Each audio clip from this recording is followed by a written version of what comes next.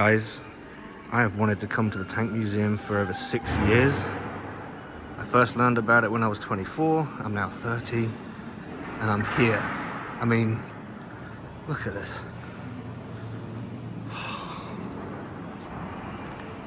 Look at that IS-3.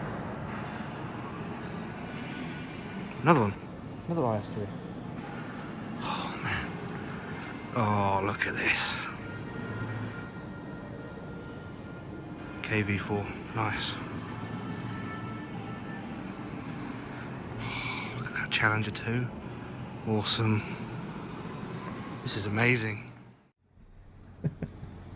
Hey, what's up, guys? Well, hopefully, you know that was sarcasm. I'm not being serious. But, yeah, if you haven't already guessed, the reason I wasn't around last weekend was because I was actually in Bovington at the Tank Museum, taking a look at the collection of vehicles that they've got there, and the only bit of sarcasm that, well, the only bit that wasn't sarcastic in that first section was I have genuinely waited 6 years, and 6 years to go see this place, and my wife, very lovingly, she bought me tickets to Tiger Day, and even more lovingly, she came with me and enjoyed it with me. And there, well, on screen right now, look at that. 131, Tiger 131 was the star of the show for the whole weekend. The event day was Saturday, and the footage you're seeing here I recorded on the Sunday, the following day, because the day of the event it was absolutely heaving. You could barely breathe in the museum. There were that many people there. But I went back on Sunday, and I also went back Monday. We were down there for 3 days, and I went to the Tank Museum every single day. And it's an incredible place. It really, really is. But if you want to see the museum, I wouldn't recommend going on an event day. Obviously, go for the event, go for the spectacle, which is the arena, all the tanks driving around. But if you want to see the indoor part of the museum, don't go on an event day because there are so many people.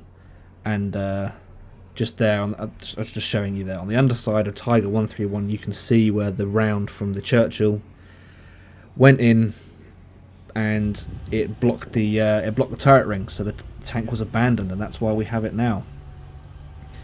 But here it is. This is 131 driving out into the arena, and it's incredible. It's absolutely incredible to see these vehicles moving. And what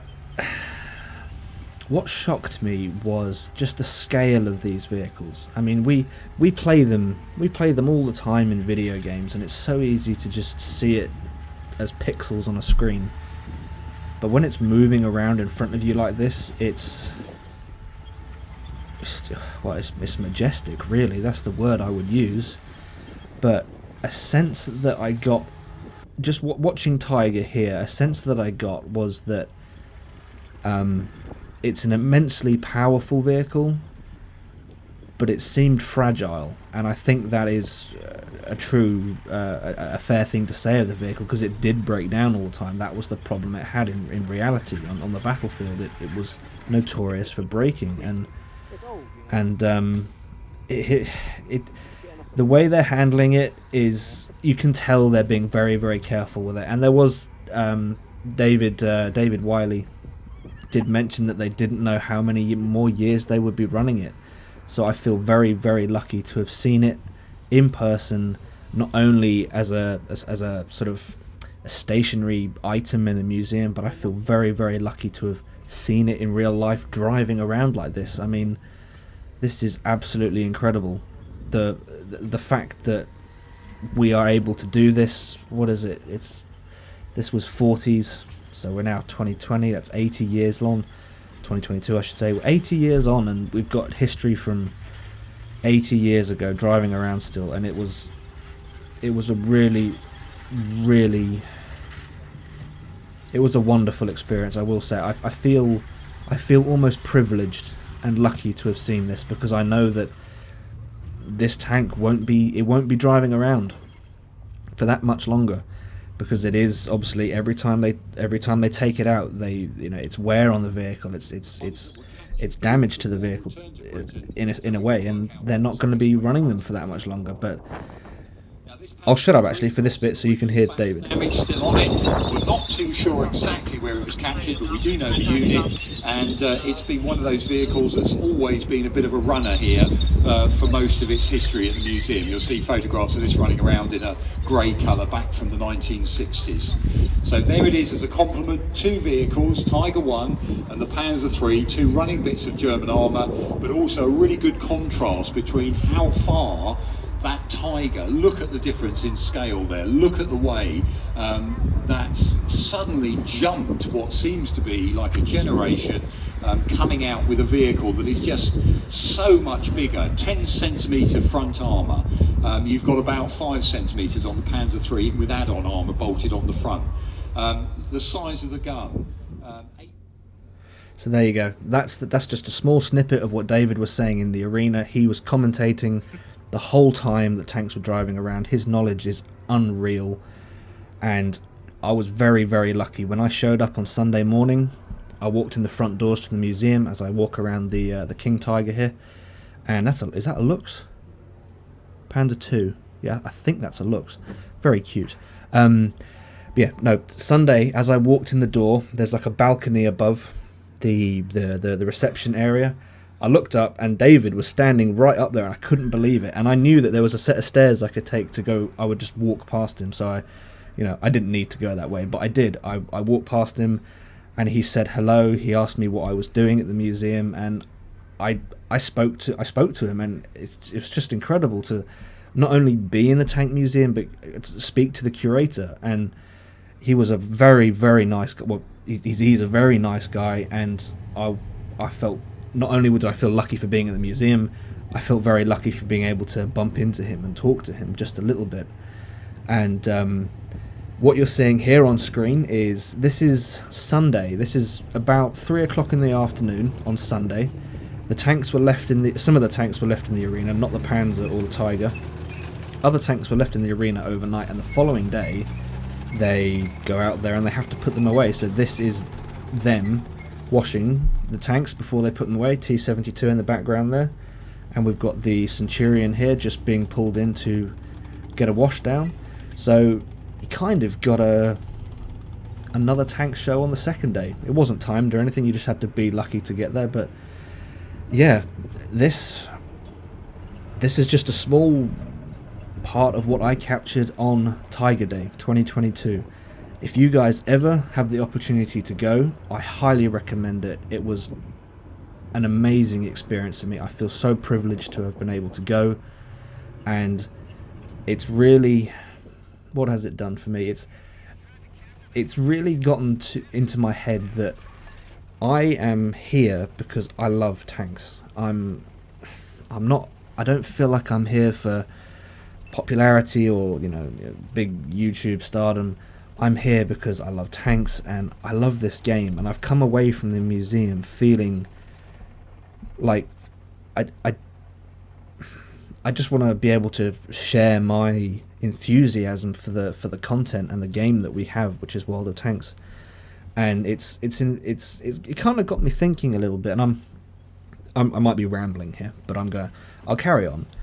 But what it got me thinking was, I know that with the game, we tend to get bogged down with, the game is unfair and this way or that way, or the map rotation sucks, or the matchmaker this, the matchmaker that, arty this, arty that.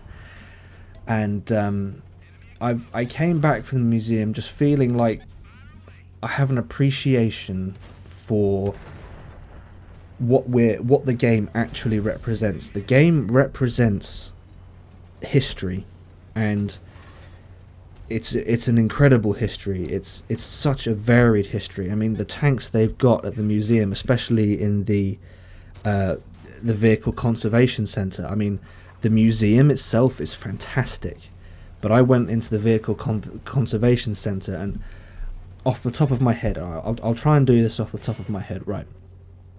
You walk in and there was a 46 pattern with a tiger painted on the front. Next to it was an M103. Next to that was the World War One German box tank thing. I can't remember what it's called, but they had a replica of one of those. Further down, there's a KV-1, which is that thing is an absolute monster. It's huge. I couldn't believe how big the KV-1 was. And next to that, there was a French Leclerc, I think it was. And then a little bit further down, there's a Conway. They've got EBRs, the wheeled vehicles in there. And, from the big tanks, KV-1's massive, M103 is massive, right down to the smallest little tiny, the Tier 3 Locust was in there. And it's just to see all of this together in one place. I don't know. I've just come away from it feeling like I'm so grateful that a place like that exists, because it's a way of keeping our history alive, and the game itself is another way of doing that. But to actually see it in person is something that I could not recommend enough to people, and I'm planning to go back. I don't know if I'm going to be there for Tank Fest, but I'm really hoping I can go again for Tiger Day, which is early September, I believe, this year. So hopefully I can go to that. But yeah, I want to end this on how can I put this? I want to end this on a really positive note, and I want to try and express just how grateful I am to be in this position to share this with you guys. I mean, it's not very often that someone is as fortunate as I am to be in this position, and I am so grateful to all of you for subscribing, for watching, for being here, for joining live streams, for being part of the chat, just being part of the community, because at the end of the day, we are here because we love tanks. And I know it's so easy to get bogged down in the negativity of the game, and I've spent the last week I've just been playing the game because I realised I love the tanks, and if I have a crappy team or if I have a bad game, it's like, okay, it's fine, it's just a game, and I'll move on. And that's the kind of, I don't know, it's just how I feel right now, and I'm rambling a little bit now, so I'm going to close this one out. If you guys have a chance to go to Bovington, I cannot recommend it enough. It is a fantastic experience, especially on Tiger Day or Tank Fest. So there's my plug. that's my advertising plug for the Tank Museum. All right, guys. Well, that's all I've got for this one. I hope you're all still keeping safe, and I'll see you out there.